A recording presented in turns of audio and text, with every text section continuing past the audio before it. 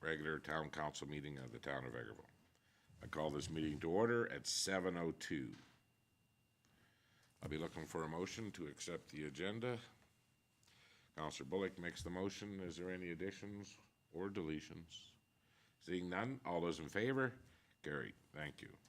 Next up, the adoption, a motion for the adoption of the minutes of the public hearing held on May the 13th. Councillor Curtis makes the motion. Any errors or omissions within the minutes of the public hearing? Seeing none, all those in favor? Carried. Next up, I need a motion for the adoption of the minutes of our last regular council meeting, May 13th. Councillor Barry makes the motion. Any errors or omissions within those minutes? Seeing nothing, all those in favor? Carried. Okay, first up, we have correspondence from the Honorable Rick McIver, Minister of Municipal Affairs. It's a very long letter, so I will read the start of it here, and then we all get the gist of the Dear Chief Elected Officials. As you're aware, I recently introduced Bill 20, the Municipal Affairs Statutes Amendment Act 2024, with purpose to modify two key pieces of legislation for Alberta municipalities, the Municipal Government Act, the MGA, and the Local Authorities Election Act, the LAEA. The proposed legislation will help municipalities accelerate housing development, strengthen provincial oversight, and update the rules for local election and locally elected officials. First, I want to recognize the passionate and constructive feedback I have received from the many mayors, reeves, councillors, and school board trustees across the province over the past few weeks. Your involvement and ardent commentary are a testament to your good work as public servants. So there's a lot of that going on in this letter, but actually what they do is what he wants to get across is the amendments that they brought into Bill 20, which we agree with. It's a good start. It still leaves a little bit more power in their hands, but if they were going to do nothing, this is a lot better than them making any changes. So is anybody that is not aware of the amendments that are within this letter or know how that went? Okay. I'll take a motion to receive and file. Councillor Lemko makes the motion. Any discussion? Go ahead, Councillor Riddick. Well, I guess the one thing I'd ask with this new legislation that if admin at some point can get back to us and let us know, because there's going to have to be some information gathering potentially for anybody that is intending on running for council. You're generous in your comments, Your Worship. There have been some amendments to the proposed legislation, but there's still some very problematic elements, including some additional work for admin. So I'd be curious to hear back when you've had some time to reflect what kind of impact it has in terms of keeping track of the fundraising portion of this, because again, there will be more money involved and outside funds involved in the next municipal election. Okay. Thank you. Any other comments on Bill 20? Okay. All those in favor? Carried. Up next, we have another letter from the Honorable Rick McIver. To His Worship Tim McPhee, Mayor of Town of Vegreville. Dear Mayor McPhee, further to the information on the local government fiscal framework, the LGFF funding announcement on December 15th, 2023, I am pleased to provide correspondence for your record confirming the 2024 LGFF capital and LGFF operating allocations for your community. The town of Vegreville in 2024 capital is $944,844. The 2024 operating allocation is $101,106. The LGFF capital is a legislative program aimed at providing local governments with sustainable notice of the future infrastructure funding. As indicated on the program website, in 2025, your community will be eligible for $1,000,000 $70,954. Does he get that right in 2025, or is that supposed to be 24? Okay. Information on the 2026 LGFF capital allocations will be shared with your local governments this fall after growth in provincial revenues between 2022 and 2023 and 23 and 24 have been confirmed and applied to the calculation. 2026 program funding, LGFF capital amounts will be published annually on the program website each fall. The LGFF program represents the communication, oh my God, communicative of significant work between the government of Alberta and the local governments across the province. I am pleased the program will further our partnership in building Alberta communities together. I look forward to working with your community and every local government across Alberta as we continue to build a strong and prosperous communities together. Sincerely, Rick McIver. Okay, I'll take a motion to receive and file on this. Councillor Bullock makes the motion. Any comments? Go ahead, Councillor Warwick. I guess I would say that I always appreciate that we at least are still receiving the funding, that is coming forward.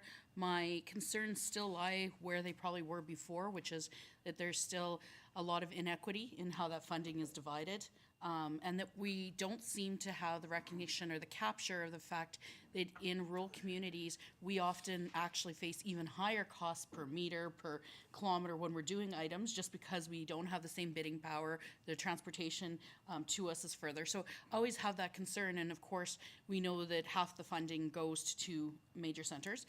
The other thing that I still think is problematic is they will continue to place the funding announcements annually, but we're still in positions where we're being asked to do multi-year budgets. So it's kind of not matching up with the rationale of provide us a 5-year budget, provide these multi-year budgets, but we can only tell you your funding for a year. So I'm hoping to see those things continue to change, because it's still making it pretty hard on municipalities. Okay. Again, the process for figuring out our allocation is complicated under this new formula. I do believe that hopefully, as the province is saving money on servicing the debt, that we're going to see some of those fundings, some of the model change. The process now is they look at the previous year, the previous 2 years, to see where they're at with if they have more surplus, and then they'll apply some back into this fund, into the LGFF. But we are 30% down from where we were 5 years ago in funding for these projects, and I don't see any change coming other than hopefully, as the province does better, then we'll see these numbers to municipalities keep going up. Go ahead, Councillor Lemko. Yes, Your Worship. I have a question regarding just Director Saskew, just a ballpark number from the funding from 2023 compared to this 2024. Has there been an increase, and how substantial has that been? Thank you, Councillor Lemko. So in 2023, we did not have LGFF. We had the prior preceding program, which was MSI. So MSI capital was $621,277. So we're about $300,000 more. And to speak on Mayor McPhee, the 2025 allocation that they have here, that is for the preceding year, so not this year. It's an extra $25,000 over what we're receiving as outlined up above. So they've increased it approximately 2.4% over current year for 2025. So $25,000. But again, nowhere near where our MSI funding was 5 years ago. Correct. And then as far as the operating goes, they remain, so we used to always receive around $50,000. And in 2023, they doubled that allocation, and they continued with that through LGFF. So the 101 has been consistent for 2 years now. Well, we'll see as the province does better. We were told that municipalities will do better. Okay, we have a motion to receive and file. All those in favor? Carried.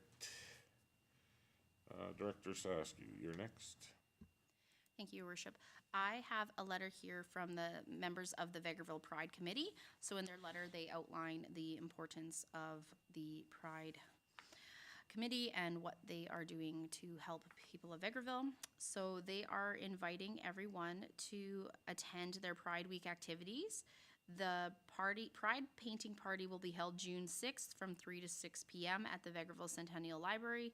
And then the Mitchells versus the Machines will be playing in the Library Complex Gymnasium on June 8th from 1:30 to 3:30 p.m. So they're inviting council and the citizens of Vegreville to attend these two events and to follow their social media accounts and their Facebook and Instagram. Okay. Make a motion to receive and file. Councilor Curtis makes the motion. Any comments? So anybody that can attend will get back to Leslie. Okay, thank you very much. Oh, all those in favor? Okay, next up, we have another letter from Mrs. Jagalik.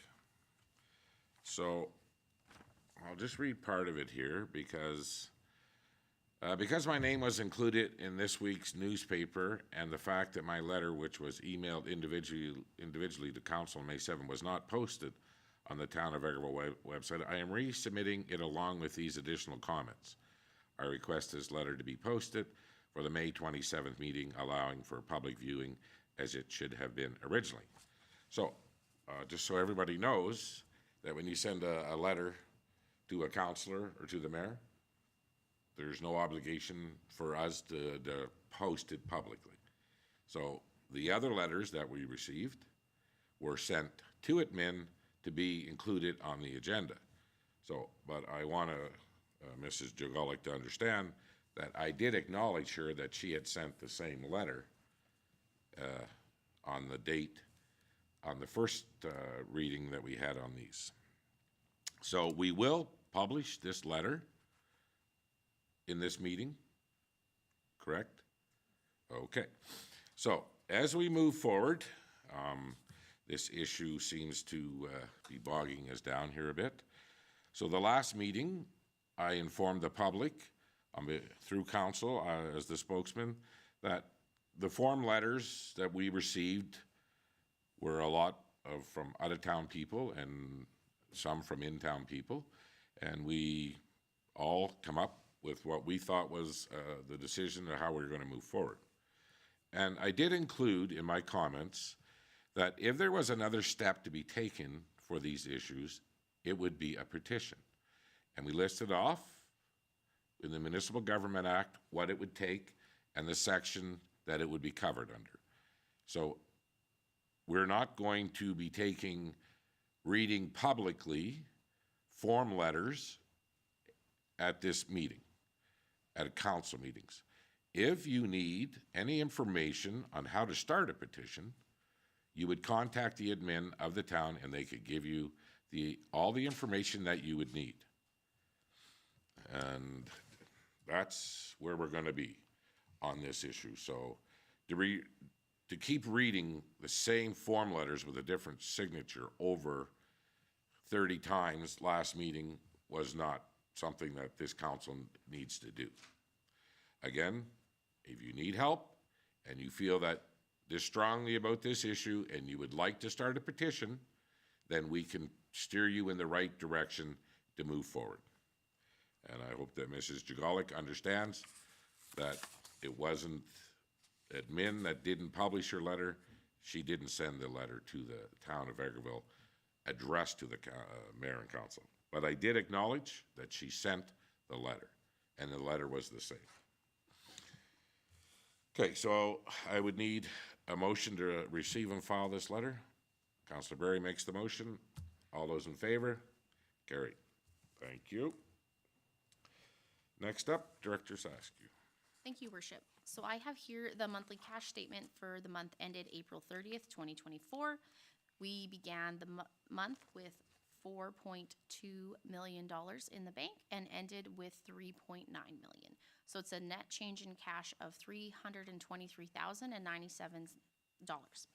So there actually wasn't too many items of significance. So things of significance, I note over $50,000.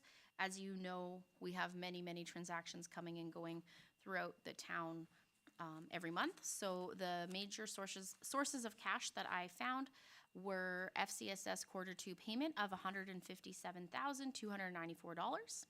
We had payments to some of our ongoing capital projects for the Forced Main of $46,314. And then we paid our John S. Batuk, which is the payment for our water for the month of $78,000. So those were the items of significance. Other than payroll, DEF payments coming in and out, there were no other items that were notable. Okay, we'll get a motion for the presentation. Okay, Councillor Bullock makes the motion. Any comments?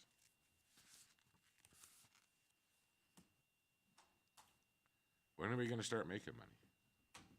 We make money every month on our interest, our investments, or not investments, but our net cash.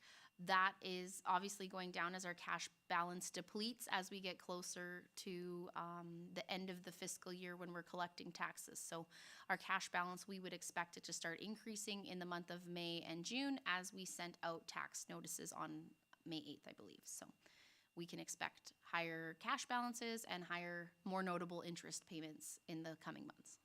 So all the assessment notices and tax, the billing is complete now, everybody has them? That is correct. Okay. I know I got mine.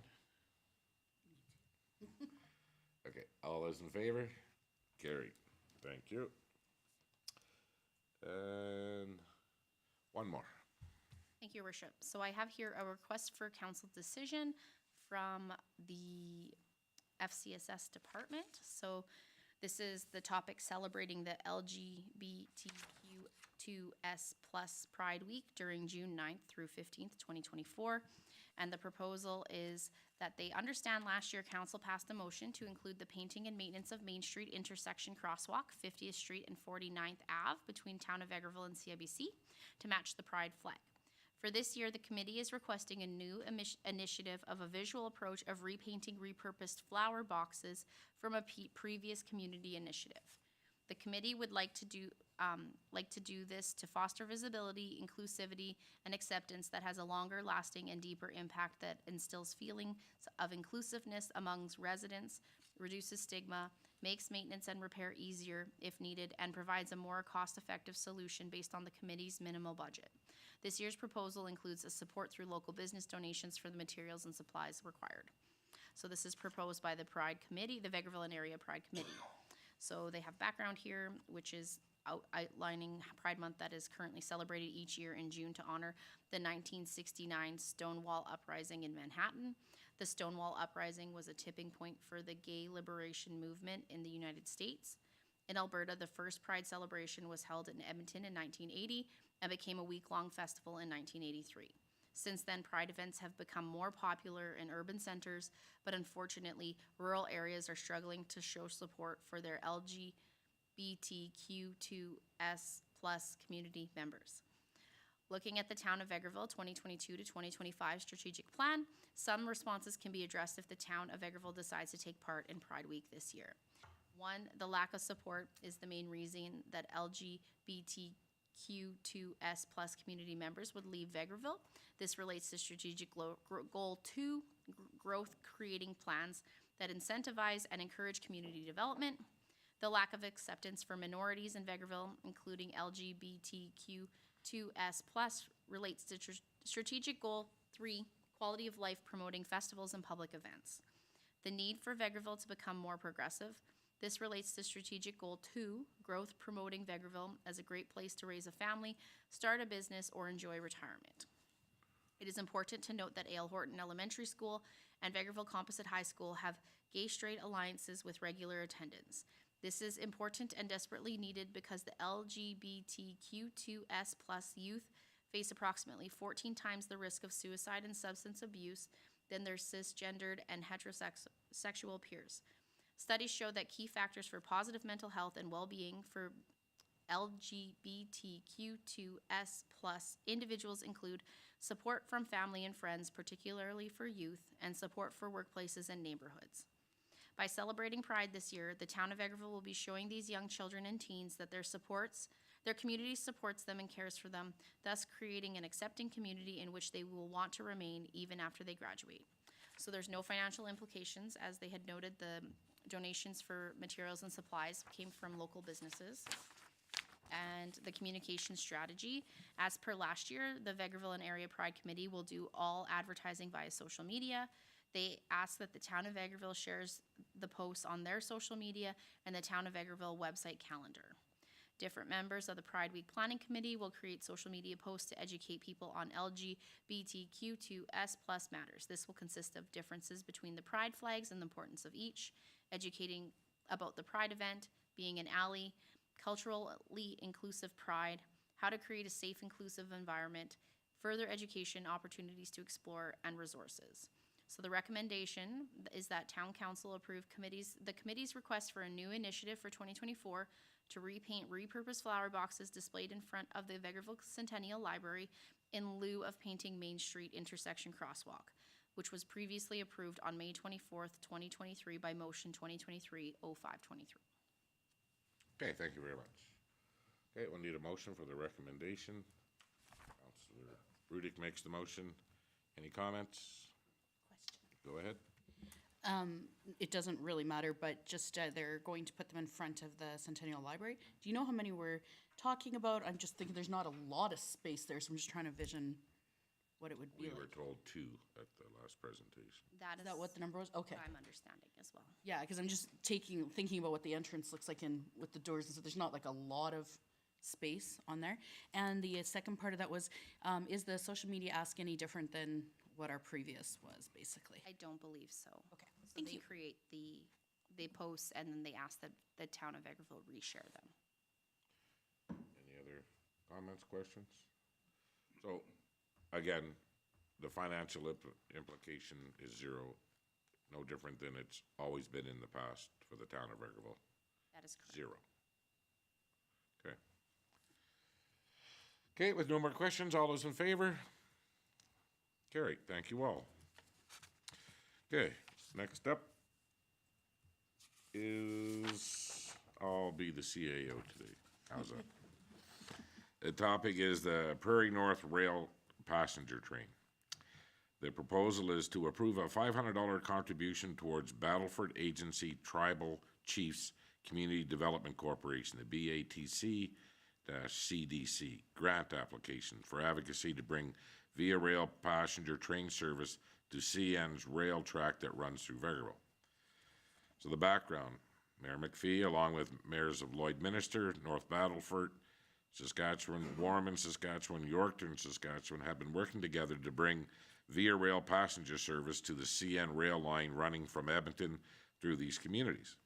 Passenger rail is an economic driver in tourism and is an affordable option for travel. Prairie North Passenger Rail Train, Inc. is looking to apply to the BATC-CDC for a grant to help fund an advocacy campaign to lobby CN and provincial governments to bring awareness to the importance of passenger rail service to these communities in north-central Alberta areas of the province. So the financial implication would be for the town of Vegreville, $500 contribution would come out of council's advertising and promotion budget. Recommendation, the town council approves the $500 contribution to the Prairie North Rail Passenger Trail, Inc., with the expense to come from council's advertising and promotion budget. So we'll start off with a motion. Councillor Warwatt makes the motion. Any questions, any comments about where we're at and how we got here? Well, I'll explain a little bit. I've been working with these other mayors, and now we are working with the Battleford's agencies, the Tribal Chiefs Community Development Corporation. So Via Rail seems to come up with a lot of excuses of why they're late all the time and why they don't actually stop and let anybody off in these other places along. So we've we had a few meetings with him, and we had a meeting a while ago in Lloyd, and so we took pictures of all these other places that they said they stopped. If those buildings were in the town, they would be tore down. Every window and door was boarded up, and there was not a piece of glass in them. So they have been refeeding us a complete line of excuses, I'll say, about why. So we are working very hard, and now with teaming up with the Battleford agencies and the tribal chiefs of northern Saskatchewan, they realize there is a lot of opportunity for Indigenous tourism through the area, plus the fact that there's not a transportation system in northern Saskatchewan along there. And it would help the Saskatoon to Lloyd, even into Winnipeg, because that's where the rail would go, and then it would get back onto the other rail. So we feel that applying for this grant, I know that most of the mayors at FCM are meeting with CN again. CN is all in favor of this. They'd love to get the Via Rail off that main line. There's 58 to 60 trains a day on that line, and this line here has 6. We were told in our meeting with CN the last time that if we went on the northern line, it would probably be a day late. We asked them, how would you see that? I mean, it's only in miles, it's less than an hour of a train in miles, but 6 trains compared to 60, and Via gets bumped off all the time. Why would you say that the Via train would be a whole day later? They didn't have to justify it. They just said, no, that's what our research says. So. Excellent. Anyway, so this is what they're asking, that if we all throw in $500 to the municipalities and we apply for this grant, and we feel that we're making some progress, and the Minister of Transportation now is recognizing us, and they understand that we're not going away, and there is a problem with some of the information that's being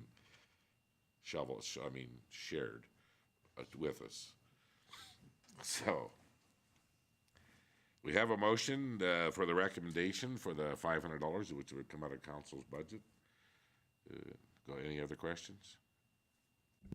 I'll shovel that one through. Okay. All those in favor? Carried. Thank you very much. Okay, so next up we have council reports. So we always seem to leave Councillor Lemko to the last, so we're going to start with him. Thanks, Your Worship. On May 15th, I was fortunate enough to participate in the Newcomers Center tour in Edmonton with my fellow colleagues here. What an interesting presentation these folks put on, and the diversity that's in that room and the things they do is just unbelievable. I was moved by the support that those people have for newcomers to our country and our province. So good on them. I was very impressed with that tour. May 21st, I attended a ledge meeting.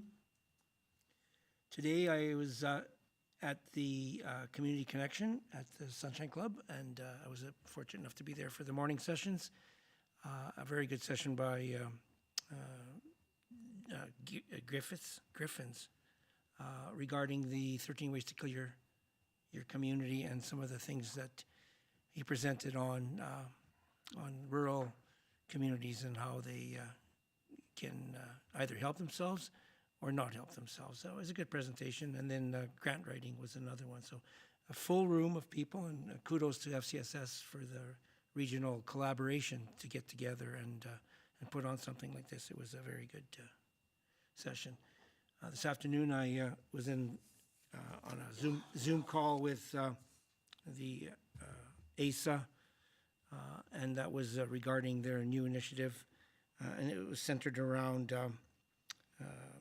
more around what communities are doing in support of Ukrainians, and it's kind of finding out about how all the communities are with housing, with jobs, and with challenges, and they're gathering all this information, and they're trying to pull some resources on and and see if they can help the Ukrainians in more capacity than they are. So it's getting interesting to see how we're not the only community that's struggling with housing and support, and it's just all over the place for these Ukrainians, and some are in rough shape with the jobs that they can't get because of their English language.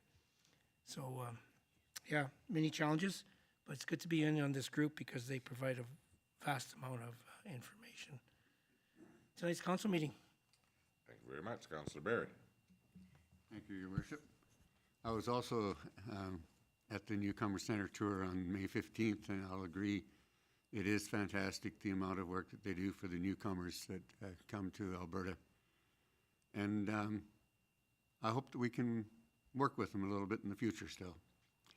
On May 15th, I also came back to the High School Skills Day and got there just in time for amazingly to close the ceremonies. But from what I could gather, there was over 32 students there. There's a lot of volunteers. They all had a really good time. And a few of the students, I do believe, are thinking of careers in the healthcare right now as they move forward after graduation. So I think it's a great opportunity for them when they can come into the hospital and go through the various stations and have perform different things like how do you suture up a pork hock. But then on the 21st, Ledge Committee meeting. On the 25th, I had the honor and pleasure of going to the Composite High School graduation ceremony, and I always enjoy going there and just seeing how the kids, how enthusiastic they are of being able to finish high school. They've got a couple of weeks left, but they all looked very elegant in their suits and their gowns, and it was a good ceremony. And on the 27th, that's today, I was busy for a good portion of the day with Rural Health Care Week. So this week is Rural Health Week, and we got our committee together, a number of us, with the that big long handle. Retention and attraction, we'll just leave it at that. And we went around to 24 locations today that have healthcare workers. And there are over 630 staff, I believe it was, that we gave them a small token of our appreciation for the service that they do in town, and lined up a number of them and took photos. And the photo array will probably be coming to the town administration in a day or two for us to post, both on our town websites and on the county websites, just to give a shout out to all of the healthcare workers. When you stop and think about how many there are in so many locations, they are a very major employer in this town for healthcare. And tonight's our council meeting. Thank you. Thank you, and thank you for attending the grad on Saturday night. I was out of town. I appreciate it very much. Councillor Curtis.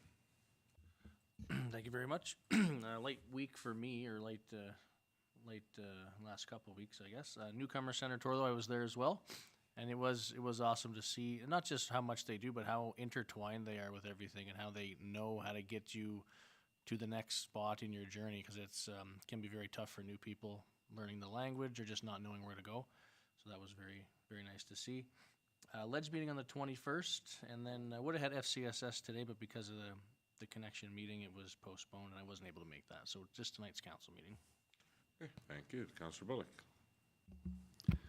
Thank you, Mayor. On May 15th, while you were all out of town, I attended the Community Futures Board meeting, welcomed on some new board members. Some of them were previously on the board before, so they're back, and we discussed a loan for a business and stuff, and the business comes to fruition. It's going to be something very well needed for the whole area, so good news on that. So on May 21st, the Legislative Committee meeting. Today as well, it was at Community Connect and Learn. Doug Griffiths, one of the speakers today, had a real good take on talking about on 13 ways to kill a community, and he went over a few of them today, and it really makes you think when you hear it and stuff, what's what's productive in your community and what can't be. So that was really good. Jameson's presentation this afternoon was fantastic. I heard some oohs and ahs in the back and made people think of how to, what they may or may not be doing on social media that could really help them. So it was really good for everyone to hear that. And then tonight's council meeting. Thank you very much. Councilor Riddick. So, I've got a number of things here on my report. As I'm concluding my time on FCM board, I've got a ton of things that have happened in the last little while. So May 15th, we did a briefing on Bill 18 in Alberta because, of course, it's catching national attention. And just a little bit of information because Saskatchewan is also considering something similar. They had some examples of what happens in Quebec with the legislation. So the provincial priorities, Bill 18, in Quebec, they actually have a separate ministry that's been developed to try to deal with anything that goes through the federal funding. So it actually makes it much more difficult. And there's some of the last to receive funding. So it was. That seems odd, Quebec being on the last to receive federal funding. Yeah. Wow, didn't see that coming.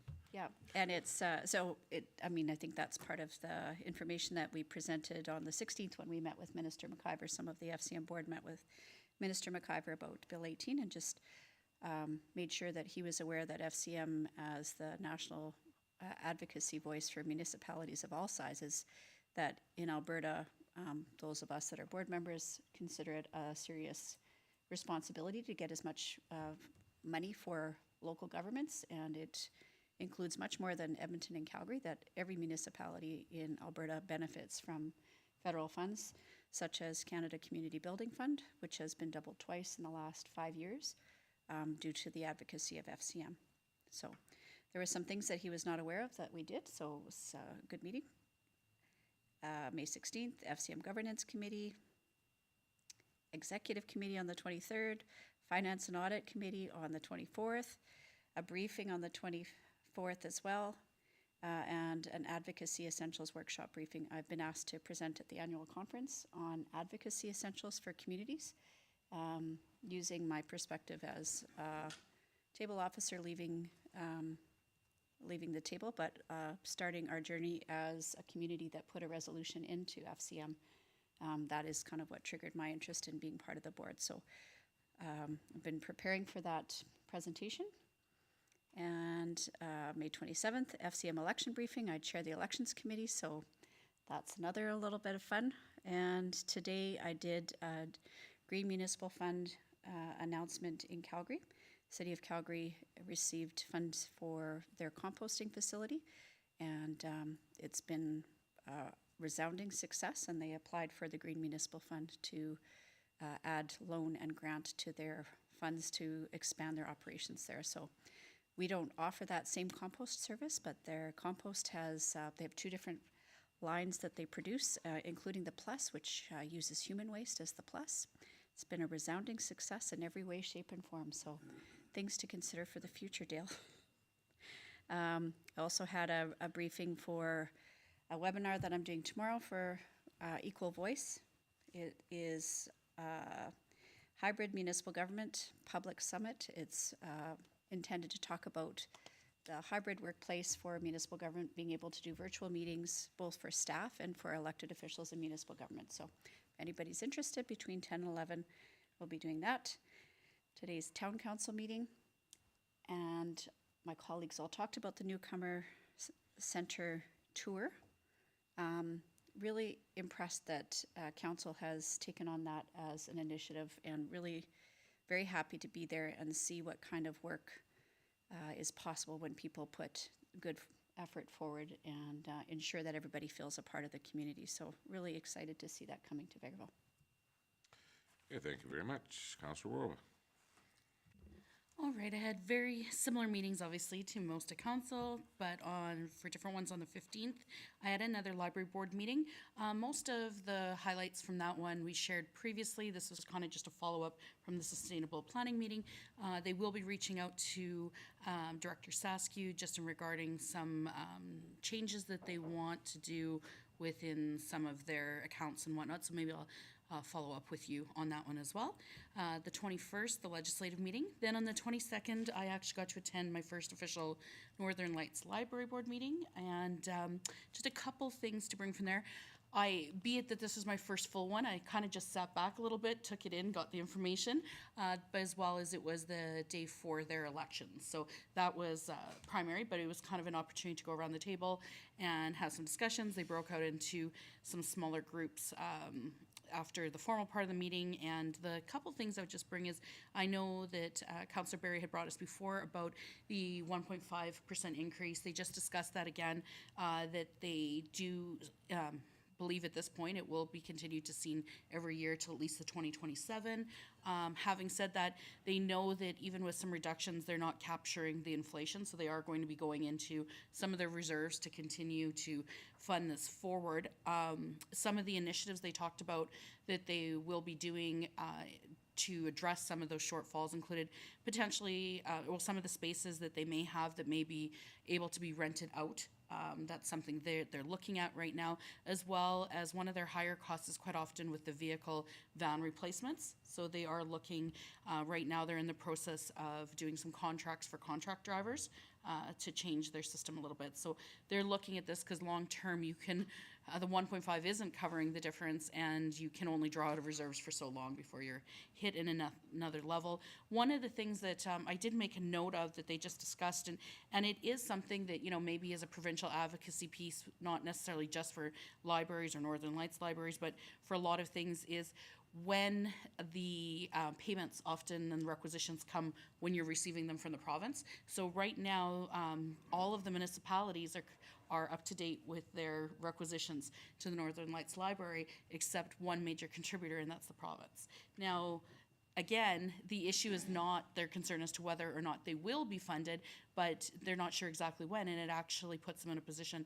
where operationally they may be having to step into lines of credit to go forward. We've seen this with other things where there maybe needs to be some level of, I don't know, like a catch-up year or something where you're getting that advanced payment and going, but considering the proportion of funding in a lot of bigger, smaller community groups and associations, if it's coming from the province and they're waiting to halfway into the year or later, it's making it pretty difficult. We know what position as a municipality we've been in when we've had an outstanding, and we have a little bit more liquid movement to be able to address these where some of these groups just can't. So I did think it was interesting to note that happens to be their one outstanding while the municipalities within it have done their funding. So they are also looking at just some of the barriers that different groups are facing to being able to even access some of the Northern Lights products. Vegreville actually does very well in their ability to provide products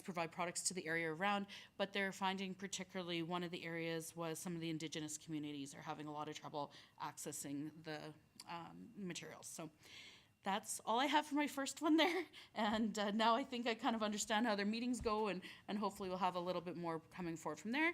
Then on May 24th, I attended a virtual webinar about the Bill 20 amendments, and I guess the only thing I would say to there is it is interesting that with a lot of recent provincial bills, they are making a little bit of waves in other levels of government and other provinces, or even through the federal government, which sometimes is interesting, even if you're seeing some federal members spend more time talking about our province's initiatives than anything else when it's their federal and this is provincial. So I don't know, I guess there's a couple ways to look at it. Maybe we're ruffling feathers and maybe we're doing something right if these other ones are so worried we're going to move funding and resources. So we'll see. And tonight's council meeting. Thank you very much. So I want to start by thanking everybody that made it to the Newcomer Center in Edmonton. It was a very nice visit, and to see the amount of resources that they can bring to support new people to this country, to this province. And as we move forward with our initiatives with them and another business. We hope that it's going to be a very positive outcome, and partnering with them as we try to bring in a labor force to help with the industry we're trying to attract to our park. So it was a very, very eye-opening experience that I just never seen, and I never knew you could get grants to train somebody and get paid like living wage. They can while they're training. That's awesome. I just never heard of it before.